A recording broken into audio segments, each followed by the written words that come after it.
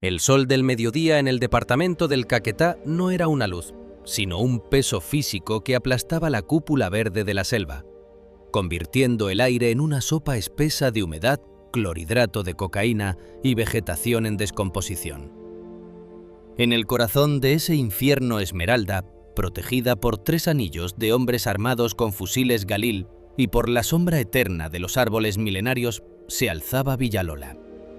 No era una cocina de selva común, de esas hechas con plásticos negros y hornillas oxidadas.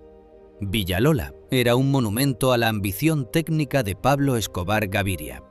Una estructura de concreto reforzado camuflada bajo redes de camuflaje de grado militar, equipada con generadores eléctricos Siemens que zumbaban con un ritmo constante y centrífugas de acero inoxidable que brillaban bajo las lámparas fluorescentes con la frialdad de un quirófano.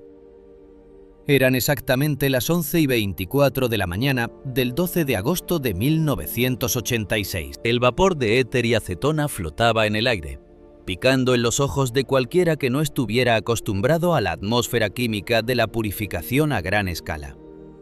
Hans, un químico alemán de rostro anguloso y ojos del color del acero frío, trabajaba con la precisión mecánica que le había ganado el respeto absoluto del patrón. Hans no era un cocinero empírico, era un doctor en ingeniería química reclutado en los bajos fondos de Frankfurt, un hombre que entendía los precursores químicos mejor que nadie en el continente. Llevaba puesta una bata blanca impecable, una anomalía en medio de la selva, y guantes de látex que crujían cada vez que cerraba el puño. En ese momento, Hans estaba arrodillado junto a una fila de sacos de arpillera. Con una pala de aluminio llenaba los recipientes, pero el polvo que caía en su interior no tenía el brillo cristalino del oro blanco. No era la nieve de alta pureza que salía de las prensas hidráulicas de Villalola. Era harina de trigo, mate y pesada, comprada en grandes cantidades en los mercados de Florencia para ser utilizada en el fraude más arriesgado de la historia del cartel de Medellín. Hans estaba sustituyendo sistemáticamente el producto final, acumulando la cocaína real en caletas ocultas para su propia exportación privada, mientras enviaba harina a los centros de distribución en Miami. El sonido de unas pisadas lentas y rítmicas sobre el suelo de cemento pulido rompió la concentración del alemán. No era el paso apresurado de los sicarios ni el caminar pesado de los cargueros. Era un paso seguro, el de un hombre que era dueño de cada átomo de oxígeno que se respiraba en ese lugar. Pablo Escobar entró en la sección de empaque sin escolta inmediata, con las manos entrelazadas detrás de la espalda, luciendo una camiseta polo sencilla de color azul claro y pantalones de tela y formales. Su rostro, enmarcado por el bigote espeso y los rizos oscuros, no mostraba ira, sino una curiosidad académica. Hans se quedó petrificado. Su mano derecha, cubierta por el guante de látex manchado de harina, se congeló a centímetros de un botón rojo de emergencia instalado en la columna de soporte. Un dispositivo que dispararía una alarma silenciosa hacia sus propios hombres de seguridad apostados en el perímetro exterior. El sudor comenzó a perlar la frente del químico. Una gota gélida recorrió su columna vertebral, mientras el aliento se le escapaba en un suspiro entrecortado. El olor a acetona parecía haberse vuelto más fuerte, asfixiante. Antes de que el alemán pudiera procesar el pánico y hundir el interruptor, sintió una presión suave pero ineludible en su hombro izquierdo. La mano de Pablo era cálida y pesada, como el plomo envuelto en terciopelo. El patrón se inclinó ligeramente, invadiendo el espacio personal de Hans, y el aroma de una loción cara y tabaco fino se mezcló con el hedor químico de la habitación. «No te traiciones con los nervios, Hans», dijo Pablo, con una voz que era un susurro melódico, cargado de una calma que resultaba infinitamente más aterradora que un grito. Un hombre con tu educación no debería confiar en botones de pánico. Los botones fallan, las personas fallan, pero la gravedad de lo que estoy viendo aquí, eso no falla nunca. Escobar soltó el hombro del químico y se agachó con una agilidad sorprendente para su complexión. Introdujo los dedos en el saco abierto, tomó un puñado del polvo blanco y lo dejó escurrir entre sus manos. La harina voló ligeramente, creando una nube opaca que se asentó sobre los zapatos de cuero del patrón. Pablo frotó los restos entre el pulgar y el índice, estudiando la textura con la paciencia de un joyero. «Harina de trigo de primera calidad», comentó Pablo levantándose lentamente mientras limpiaba sus dedos con un pañuelo de seda que sacó del bolsillo. «Es curioso, Hans. Mis contadores en Medellín me dicen que Villalola es la joya de la corona, que aquí la pureza nunca baja del 98%. Y sin embargo, hoy veo que hemos decidido diversificar el negocio hacia la panadería». Hans intentó articular una palabra, pero su garganta estaba cerrada por el terror. Sus pupilas estaban dilatadas, reflejando la figura de Pablo como si fuera un juez supremo. El alemán sabía que en el mundo de Escobar, el robo no se castigaba con despidos, sino con la aniquilación total de la descendencia. «No toques ese botón, Hans», repitió Pablo, manteniendo la sonrisa leve que no llegaba a sus ojos, los cuales permanecían como dos pozos de petróleo oscuro. «No tengas prisa por terminar esta conversación.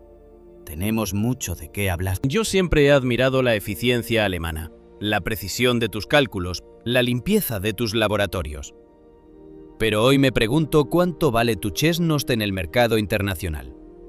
Pablo dio un paso hacia el químico, obligándolo a retroceder hasta que su espalda chocó contra la mesa de metal de la centrífuga. El ruido del motor de la máquina parecía un trueno en el silencio sepulcral que se había apoderado de la sección de empaque. «Dime, Hans, ¿cuánto cuesta el alma de un hombre de ciencia?», preguntó Pablo, señalando el saco de harina con el cortapapeles de oro que siempre llevaba consigo. «Vamos a hacer un ejercicio de matemáticas, algo que a ti te gusta tanto. Si tomamos el peso de este mé de harina y lo calculamos al precio de la mercancía que debería estar adentro, la cifra es astronómica. Es una cifra que compra muchas voluntades, muchos pasaportes, muchas vidas nuevas en Europa. Pero la pregunta real es si tu chesnost pesa más o menos que esos kilogramos de harina». Escobar se acercó tanto que Hans pudo ver los poros de su piel y el brillo de la humedad en su bigote. El patrón puso nuevamente su mano sobre el hombro del alemán, esta vez apretando un poco más, dejando que sus dedos encontraran el nervio, causando un dolor sordo que irradió por todo el brazo de Hans. «Tómate tu tiempo para responder, Hans», susurró Pablo al oído del químico, mientras el sonido de la selva afuera parecía detenerse ante la magnitud de la tensión. «Piénsalo bien, porque la diferencia entre ser un socio rico y un cadáver olvidado en una fosa común del Caquetá depende de cómo me expliques el precio de este mé de harina». Hans cerró los ojos, sintiendo que el mundo de Villalola se desvanecía, dejando solo la voz de Pablo y el peso de su mano. Una mano que representaba el fin de todas las rutas y el comienzo de una cuenta regresiva que no admitía errores de cálculo. El químico alemán, el hombre que creía haber engañado al narcotraficante más poderoso del mundo, comprendió en ese segundo que el precio de su traición era una deuda que ni toda la harina del mundo podría jamás cancelar. Escribe en los comentarios qué suma consideras el precio de la traición y suscríbete para ver la otra cara del imperio de la cocaína. El aire dentro del complejo de Villalola se había vuelto irrespirable, no solo por la saturación de los vapores químicos de éter y acetona que emanaban de los tanques de decantación, sino por la carga de una tensión que se podía palpar en cada poro de la piel. Hans, el químico alemán cuya arrogancia académica lo había llevado a creer que su intelecto superior era un escudo contra la brutalidad del entorno, sentía ahora que el concreto de las paredes se cerraba sobre él. Había sido traído desde los laboratorios más discretos de Europa con un propósito específico: refinar la fórmula del cartel de Medellín, elevar la pureza del producto a niveles que lo hicieran indistinguible de la nieve virgen y optimizar el rendimiento de la hoja de coca que llegaba desde las plantaciones del sur. Durante 6 meses, Hans había cumplido con su labor de manera ejemplar ante los ojos de los lugartenientes de Pablo Escobar Gaviria. Pero en la oscuridad de su ambición, había construido un sistema de drenaje invisible. El método del alemán era tan meticuloso como su formación científica. Había logrado desviar, gramo a gramo, más de 1 tonelada de clorhidrato de cocaína de la más alta pureza, sustituyéndola con un sustituto inerte, una mezcla de harina refinada y agentes químicos que imitaban la textura y el brillo del alcaloide, pero carecían de su potencia destructiva. Mientras enviaba la mercancía original a través de sus propios canales clandestinos hacia el puerto de Marsella en Francia, Hans acumulaba una fortuna que planeaba disfrutar en una jubilación dorada en la costa mediterránea. Su error no fue técnico, sino geopolítico. Pierre, un viejo socio de Pablo en Marsella, un hombre cuya lealtad al patrón se basaba en el miedo y en décadas de beneficios compartidos, levantó el teléfono para expresar una queja que sonó como una sentencia de muerte. La última partida no quemaba las fosas nasales de sus clientes, solo les dejaba un regusto a repostería barata. Pablo Escobar no era un hombre que se dejara llevar por la furia impulsiva cuando se trataba de su negocio principal. La traición de Hans era una afrenta a la logística del imperio, y la respuesta no sería un disparo rápido en un callejón, sino una demolición psicológica programada. El 12 de agosto, tras la confrontación inicial, el patrón no ordenó la ejecución inmediata del alemán. En lugar de eso, con un gesto de la mano que parecía dictar el destino de los astros, ordenó el bloqueo total de Villalola. En cuestión de minutos, el laboratorio se transformó en una fortaleza sellada. Camiones cargados con hombres del ala militar del cartel, vestidos con camuflaje de selva y armados con fusiles Galil y subametralladoras Uzi, rodearon el perímetro, estableciendo puestos de vigilancia cada 10 metros. Nadie entraba y nadie salía sin la autorización directa de Escobar. Hans fue conducido a una pequeña habitación de concreto en el ala administrativa del complejo. Era un espacio estéril, sin ventanas, iluminado por un único foco fluorescente que emitía un zumbido constante e irritante. No había muebles, solo una silla de metal atornillada al suelo y el eco de sus propios pensamientos. El aislamiento era absoluto. Durante las primeras 24 horas, nadie le dirigió la palabra. Los guardias que le llevaban agua y una ración básica de comida lo hacían con el rostro cubierto por pasamontañas, manteniendo un silencio sepulcral que devoraba la cordura del químico. Hans podía escuchar, sin embargo, lo que ocurría afuera, en la planta de procesamiento, el sonido de las botas militares golpeando el cemento y el grito de las órdenes que daban inicio a la semana de auditoría. Pablo había declarado una inspección total y exhaustiva, bajo su supervisión personal, que se manifestaba a través de visitas esporádicas y llamadas por radiofrecuencia. Todos los empleados de Villalola, desde los técnicos químicos colombianos hasta los humildes cargadores de bultos, fueron convertidos en prisioneros de su propio lugar de trabajo. El procedimiento era una tortura de precisión contable. Los sicarios obligaban a los trabajadores a vaciar cada estante, cada bodega y cada contenedor de precursores químicos. Bajo el cañón de los fusiles, los empleados debían pesar cada gramo de permanganato de potasio, cada litro de ácido clorhídrico y cada bolsa de carbonato de sodio.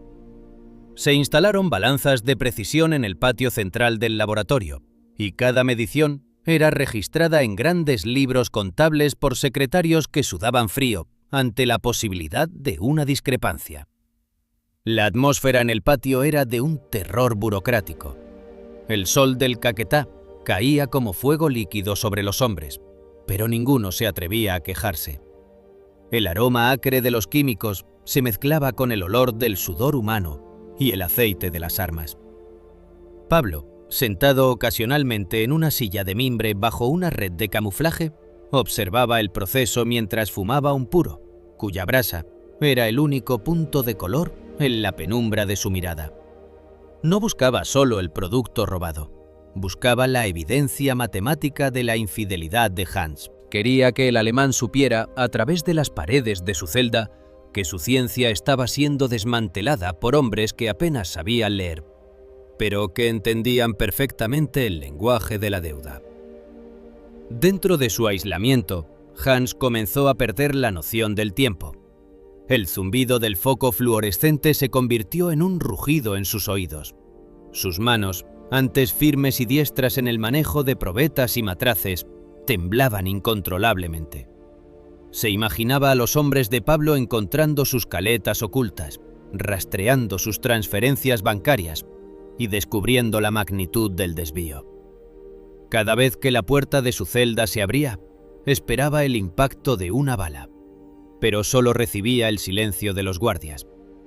Esta era la estrategia de Escobar: dejar que el traidor se cocinara en el caldo de su propio pánico, permitiendo que su imaginación hiciera el trabajo que el soplete de un torturador no podía terminar de manera tan efectiva. La auditoría avanzaba con una lentitud deliberada. El tercer día, los hombres de Pablo comenzaron a desmantelar las máquinas que Hans había traído de Europa. Desarmaron las prensas hidráulicas, revisaron los filtros de carbón activado y vaciaron las centrífugas, buscando el rastro de la harina que el alemán había usado para el cambiazo. Encontraron sacos escondidos entre los suministros de cocina, bolsas de sustituto que Hans había preparado para las siguientes partidas. Cada descubrimiento era llevado frente a la puerta de la celda del alemán y dejado allí durante horas, para que pudiera verlo a través de la pequeña rendija de la base. Pablo quería que Hans entendiera que su genio europeo no había sido más que una distracción temporal y que el patrón era el único dueño de la verdad química en Villalola. En el quinto día de la auditoría, la presión psicológica alcanzó su cenit. Escobar ordenó que todos los empleados fueran alineados frente a la habitación donde estaba Hans. A través de un sistema de altavoces instalado para emergencias, el alemán pudo escuchar cómo Pablo interrogaba a sus subordinados directos. «Díganme», preguntaba la voz melosa del patrón, «¿cuántas veces vieron al doctor Hans entrar solo a la bodega de despacho? ¿Cuántas veces lo vieron manipular los sellos de seguridad?» Los testimonios, arrancados por el miedo a ser considerados cómplices, pintaban el retrato de un hombre que se creía invisible. Hans, encogido en un rincón de su celda, cubierto de sudor y con los ojos inyectados en sangre, comprendió que ya no era el arquitecto de su propia vida, sino un residuo químico que esperaba ser desechado. Pablo Escobar caminaba por el laboratorio, rozando con sus dedos las superficies metálicas que Hans había insistido en mantener impecables. El patrón se detenía frente a los libros de registro, comparando las cifras con una parsimonia irritante. Para él, esta semana de auditoría no era solo una recuperación de capital, era una reafirmación de su soberanía sobre la selva y sobre la ciencia. Había convertido Villalola en una maqueta de su mente, ordenada, vigilada y absolutamente despiadada. La mirada de Pablo se posaba ocasionalmente en la puerta de la celda de Hans, y una sombra de satisfacción cruzaba su rostro al imaginar al alemán calculando las probabilidades de su supervivencia. Probabilidades que, según la lógica de Escobar, tendían inevitablemente al cero absoluto.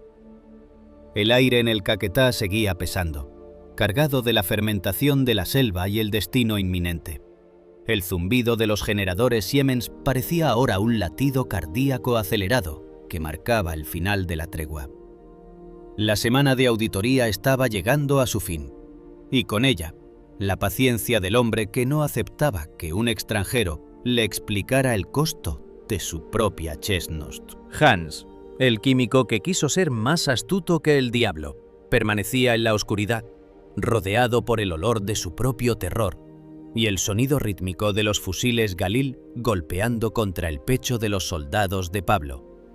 Mientras afuera, la selva reclamaba el silencio que la ciencia de la traición había osado romper.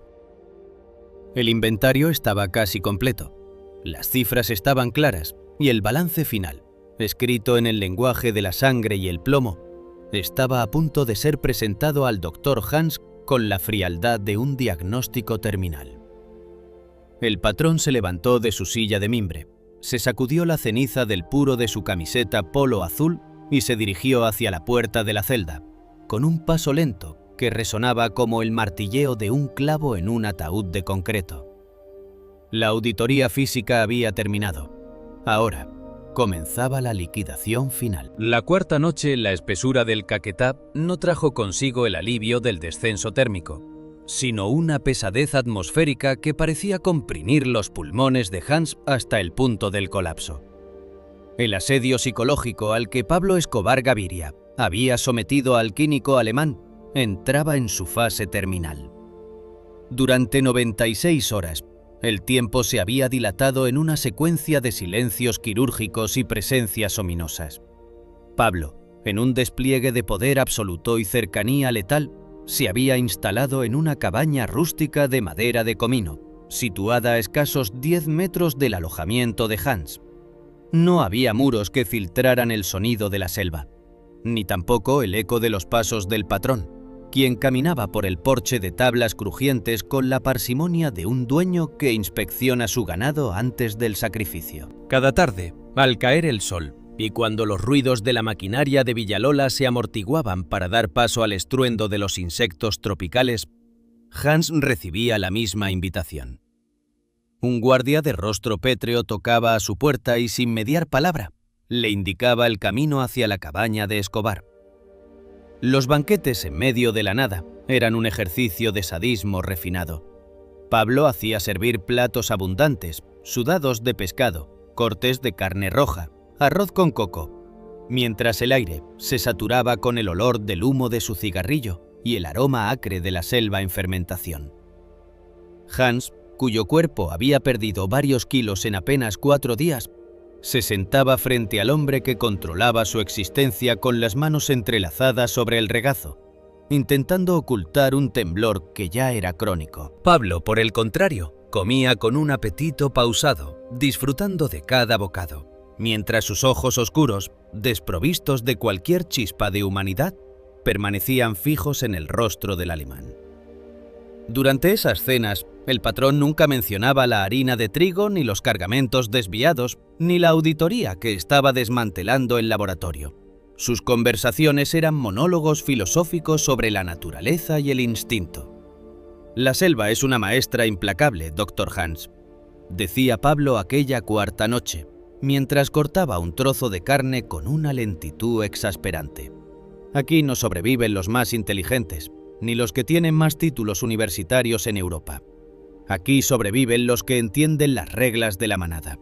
Un lobo que intenta esconder su presa del resto del grupo no es un lobo astuto, es una anomalía que pone en riesgo la estabilidad del territorio. Y la manada, por instinto de conservación, siempre termina por eliminar la anomalía». Hans sentía que el sudor le bajaba por las sienes, mezclándose con la humedad del ambiente. El zumbido de los generadores Siemens en la distancia le recordaba que su imperio de cristal se estaba fragmentando. Intentó articular una respuesta, una defensa basada en la lógica científica, pero su garganta era un desierto de arena. Pablo dejó los cubiertos a los lados del plato con una precisión geométrica y se reclinó en su silla de mimbre, que crujió bajo su peso, como un recordatorio de la fragilidad del entorno. «Usted es un hombre de números, Hans», continuó Escobar, su voz volviéndose más baja y densa, impregnada de una calma que helaba la sangre. «Y los números son tercos. No importa cuánta harina le echemos al saco, al final la balanza siempre nos devuelve la verdad». Sin apartar la mirada de los ojos inyectados en sangre del químico, Pablo extendió la mano hacia un pequeño maletín de cuero que descansaba sobre un taburete. Con una parsimonia irritante, extrajo un fajo de papeles impresos con el membrete de una entidad bancaria de prestigio internacional.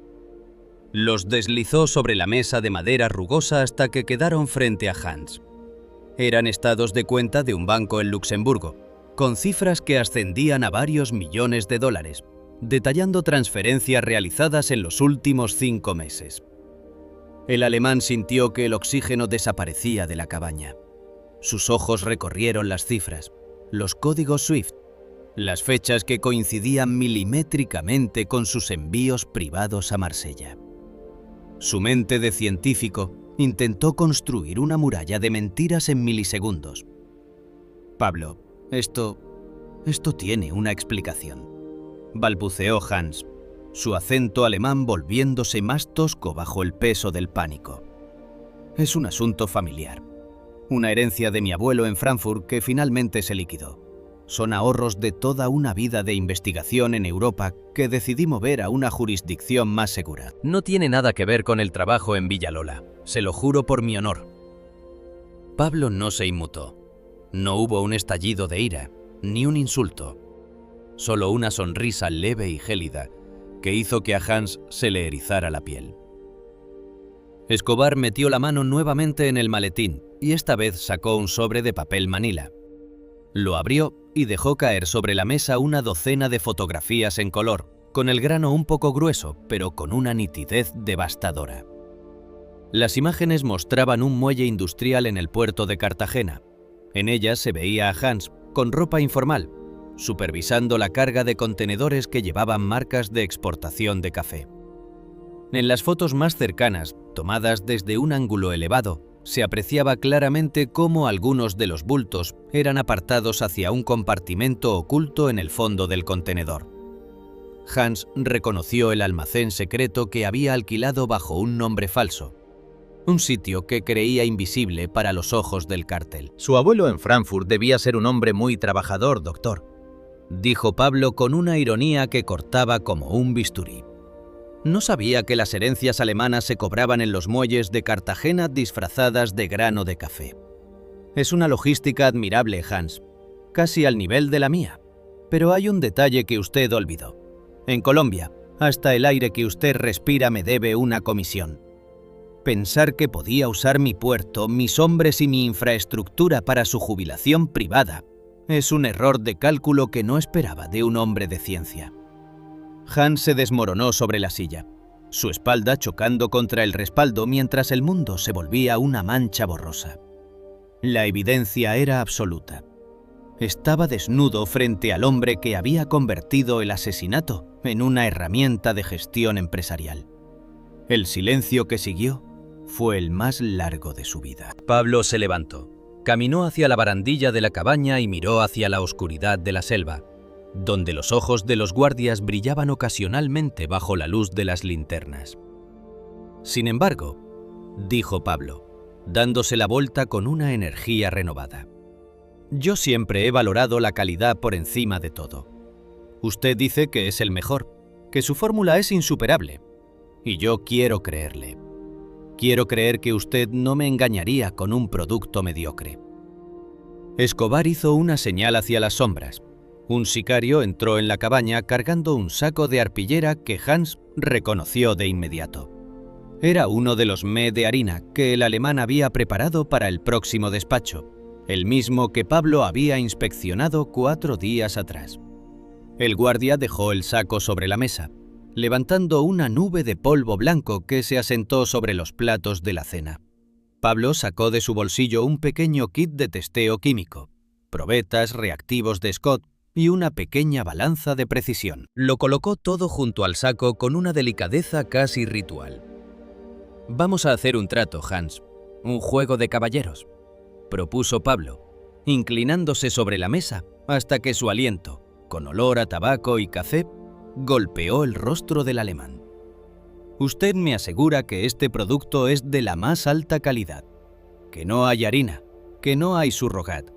Si usted tiene tanta fe en su trabajo como yo tengo en mi capacidad de castigo, quiero que hagamos una prueba de pureza aquí mismo». Hans miró el saco de harina. Sabía que dentro no había más que carbohidratos refinados, totalmente inútiles para el mercado del narcotráfico. Pero la mirada de Pablo era un desafío que no permitía la retirada. «Quiero que usted, con sus propias manos y su propio conocimiento, testee la chistota de esta partida», sentenció Pablo, señalando el polvo blanco con el dedo. «Si el reactivo se vuelve azul cobalto, si la pureza es la que usted me prometió cuando lo traje de Europa, entonces hablaremos de cómo reinvertir esos millones de Luxemburgo. Pero si el reactivo no cambia de color, si lo que sale de ese saco es lo que yo sospecho, entonces usted habrá firmado su propia liquidación. Hans miró las probetas y luego el saco. Pablo le entregó una cuchara de plata, su rostro iluminado por la luz mortecina de la lámpara de queroseno, esperando el primer movimiento del químico. El aire en Villalola parecía haberse congelado en una expectativa eléctrica.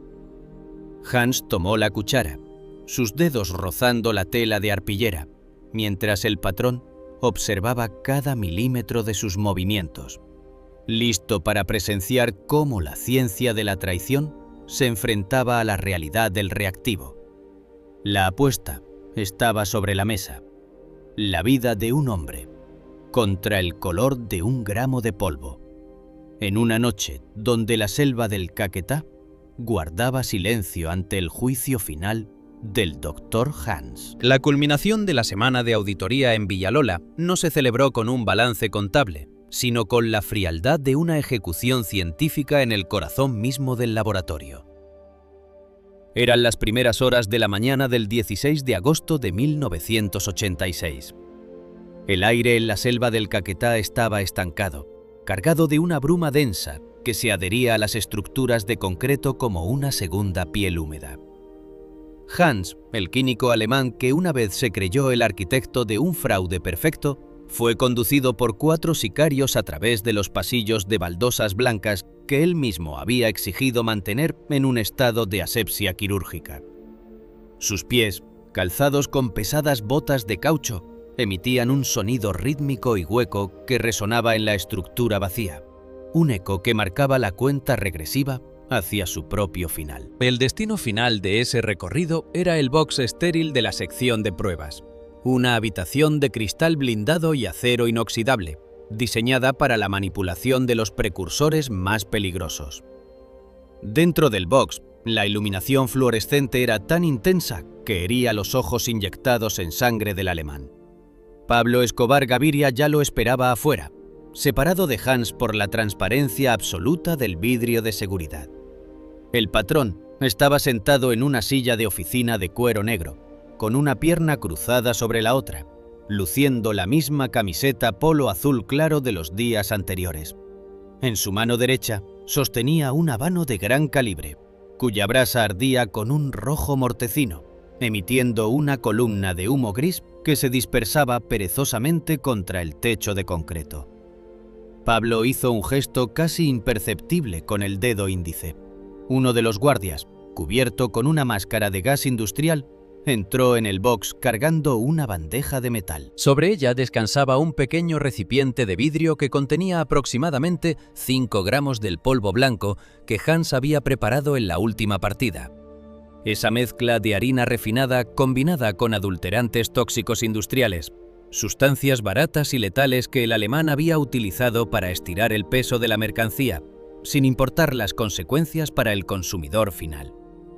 Hans conocía la composición exacta de esa mezcla. Sabía que contenía levamisol en dosis masivas, talco industrial y rastros de solventes no purificados que eran veneno puro para el sistema nervioso central. «Ayer hablábamos de la fe, Dr. Hans», dijo la voz de Pablo a través del sistema de intercomunicación, sonando con una claridad metálica y carente de cualquier rastro de compasión.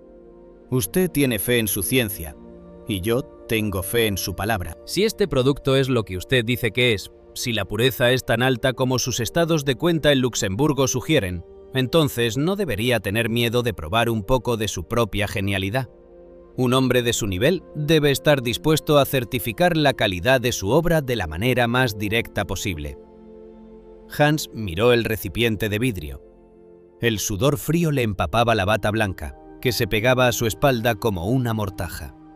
Sus manos temblaban de tal forma que los nudillos se le pusieron blancos. Sabía que consumir esa mezcla era firmar su propia sentencia de muerte en cuestión de minutos. Los adulterantes que había utilizado para engañar al patrón estaban diseñados para ser diluidos en toneladas de producto, no para ser ingeridos en esa concentración. Miró a Pablo a través del cristal, buscando una grieta, un asomo de duda o una oportunidad para suplicar. pero solo encontró la mirada vacía del hombre que estaba disfrutando de la observación clínica de su terror. Bajo la presión de los fusiles Galil que lo apuntaban desde el otro lado de la puerta de acero, Hans se vio obligado a ingerir el polvo.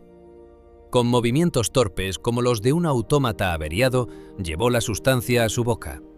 El sabor era amargo, químico, una explosión de toxicidad que le abrasó las mucosas de inmediato. Pablo no apartó la vista.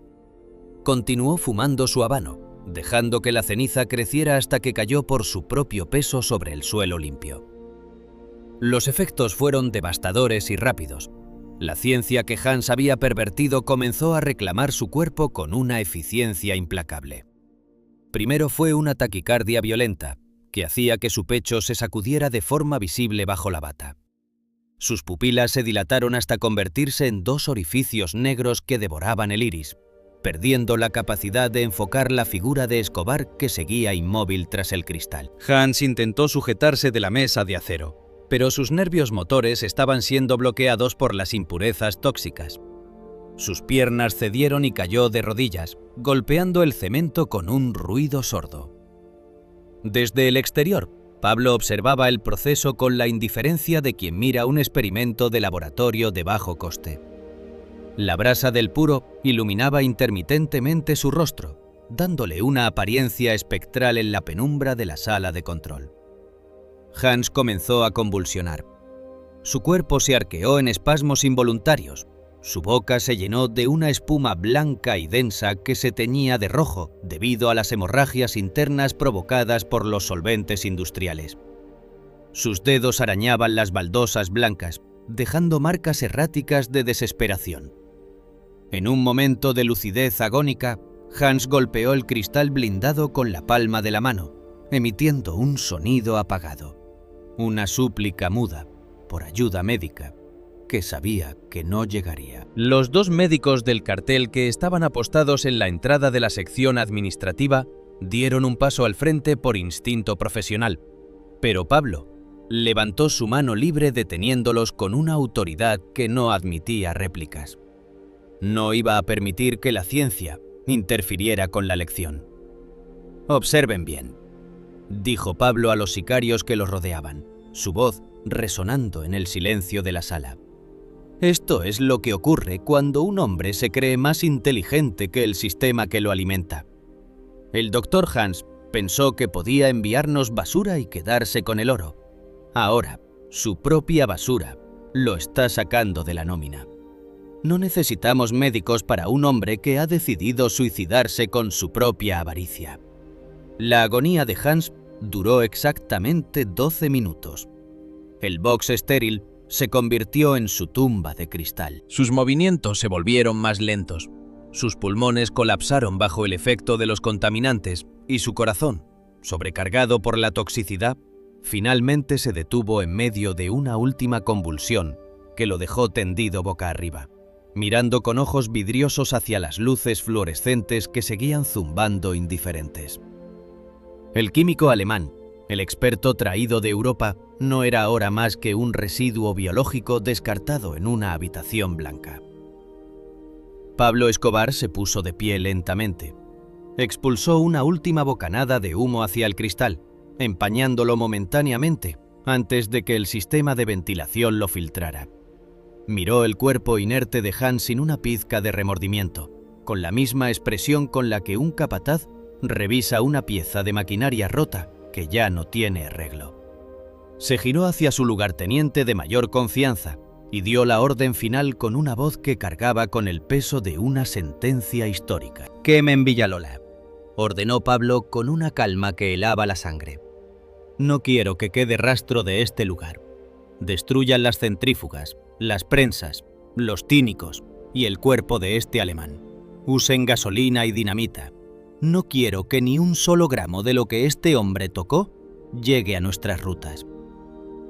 La ejecución de la orden fue metódica. Mientras Pablo caminaba hacia el helipuerto improvisado en el claro de la selva, sus hombres comenzaron a rociar combustible sobre el equipo Siemens de alta tecnología, sobre los libros contables de la auditoría y sobre el box estéril donde yacía Hans. La lujosa Villalola, el orgullo técnico del cártel de Medellín en el Caquetá, estaba a punto de ser borrada de la faz de la tierra. Escobar subió al helicóptero Bell, acomodándose en el asiento de cuero mientras los motores comenzaban a rugir, levantando una tormenta de hojas y polvo. Desde la ventanilla, observó cómo los primeros estallidos de la dinamita rasgaban la estructura de concreto. Las llamas naranjas y azules, alimentadas por los solventes químicos, se elevaron por encima de la cúpula de la selva, compitiendo con el sol de la mañana.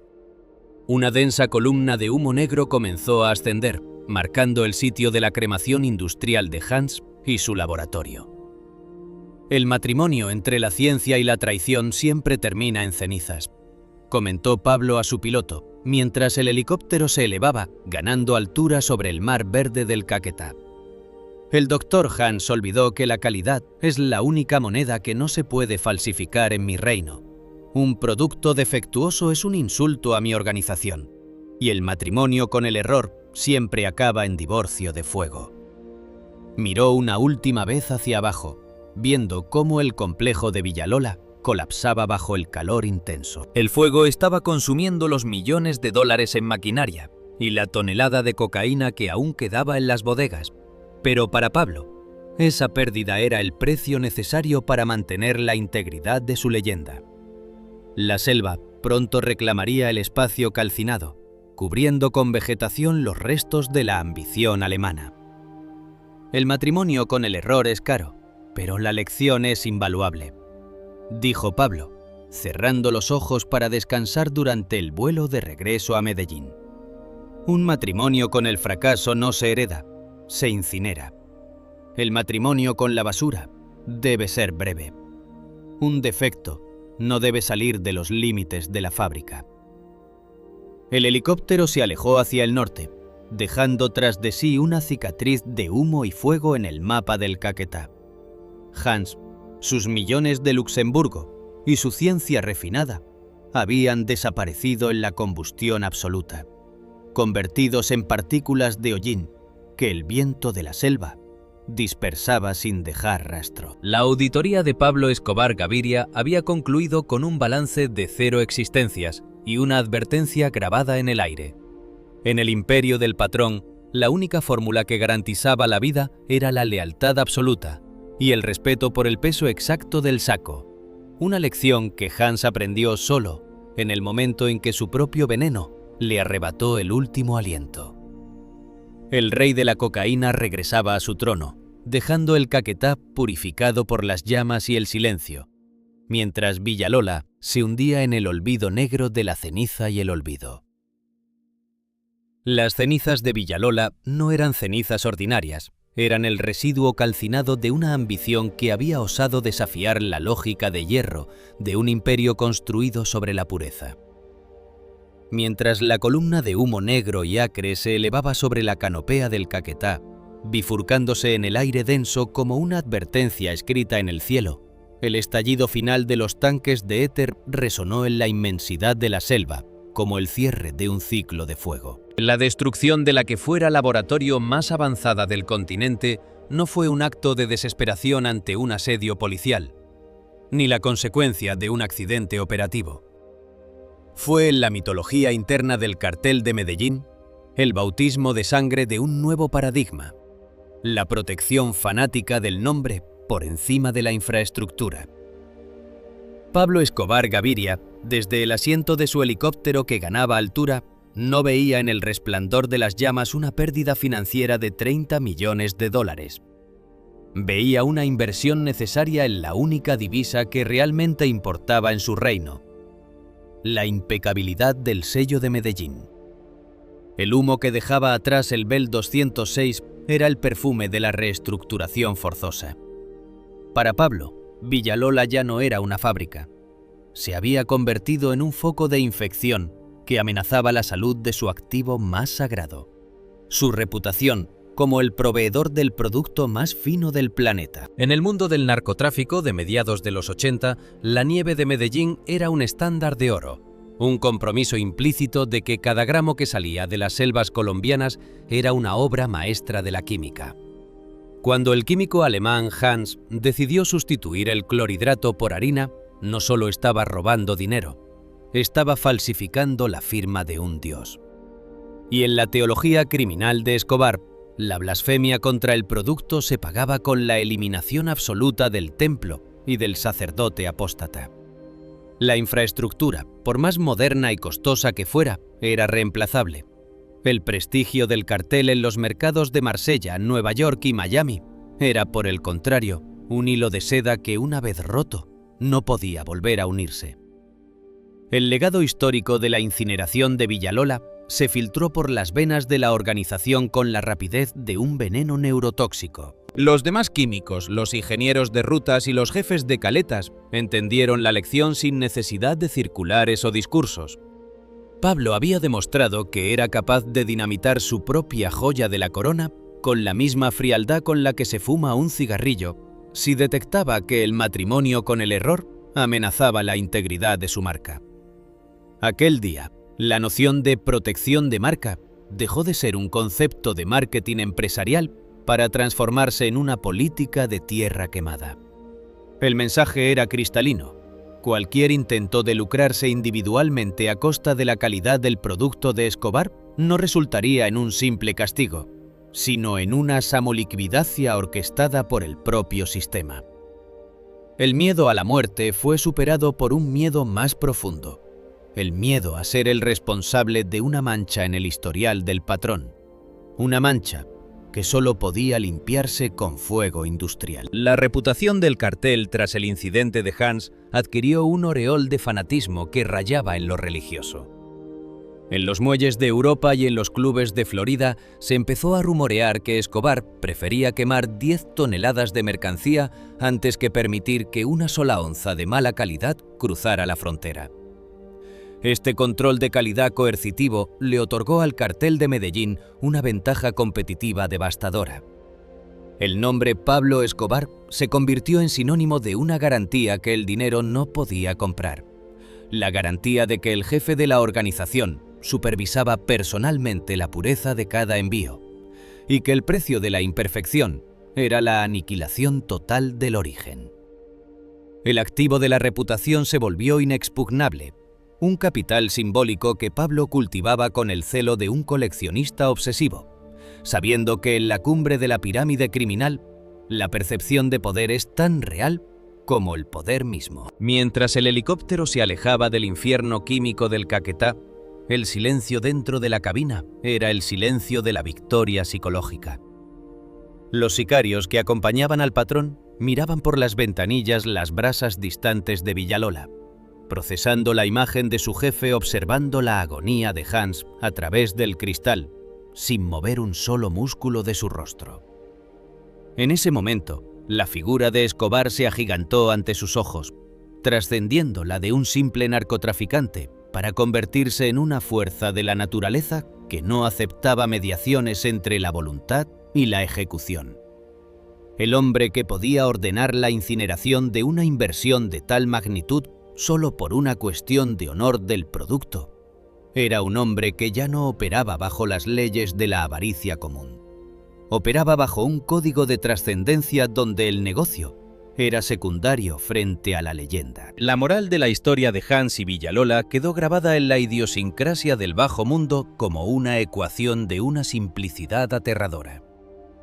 En la jerarquía de activos del imperio de Escobar, el dinero ocupaba un peldaño inferior. La lealtad y la calidad estaban en la cima, y ambas eran indivisibles. Hans, con su mentalidad de especialista europeo, cometió el error de pensar que su conocimiento técnico lo hacía indispensable, que podía negociar su supervivencia con la moneda de su inteligencia. No comprendió que para Pablo, un genio traidor es infinitamente más peligroso que un tonto leal. El valor de la vida del químico alemán fue pesado en la balanza de Escobar, y el resultado fue una matemática sombría. Su avaricia le costó exactamente lo que pesaba su propio cuerpo en el box de laboratorio. Ni un gramo más, ni un gramo menos. Fue consumido por su propio surrogat, Una ironía poética que Pablo diseñó para demostrar que la basura química se destruye con basura química. El humo negro que seguía la estela del helicóptero simbolizaba el fin de la era de los intermediarios audaces.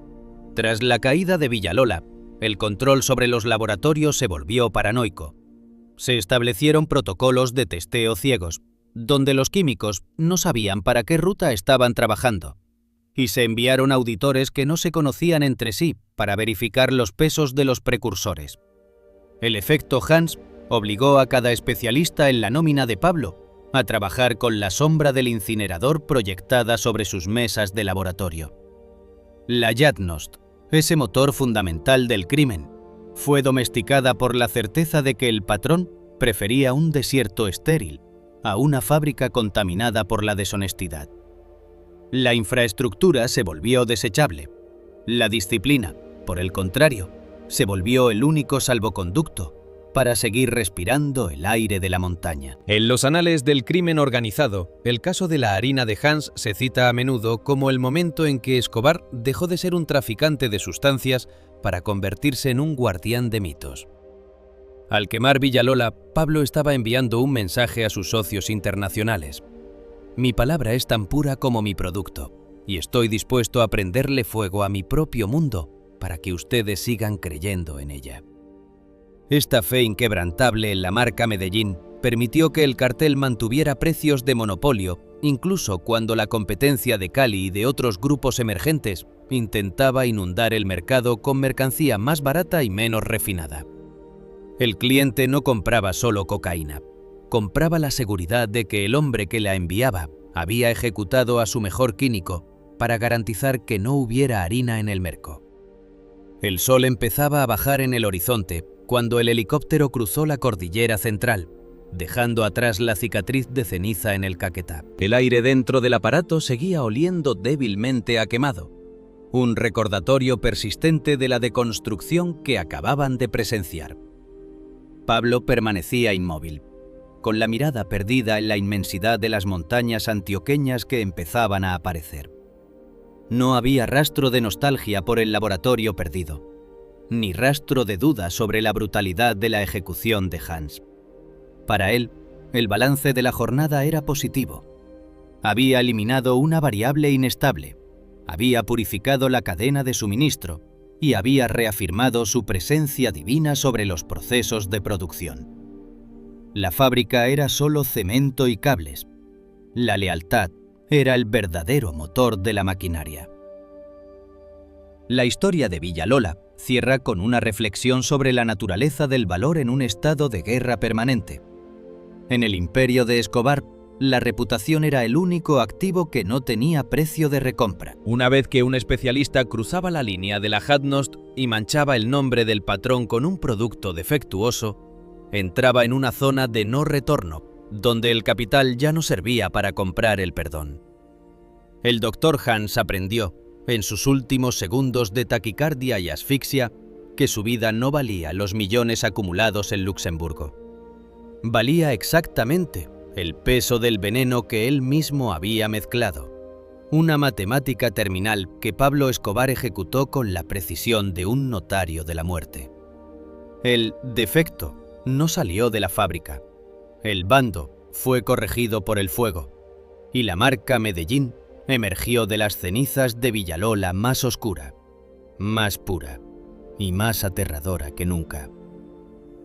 El matrimonio con el error había sido anulado mediante el divorcio del fuego, y el rey regresaba a su capital con el alma tranquila, sabiendo que, bajo su mando, el peso del cuerpo siempre sería el precio final de la traición.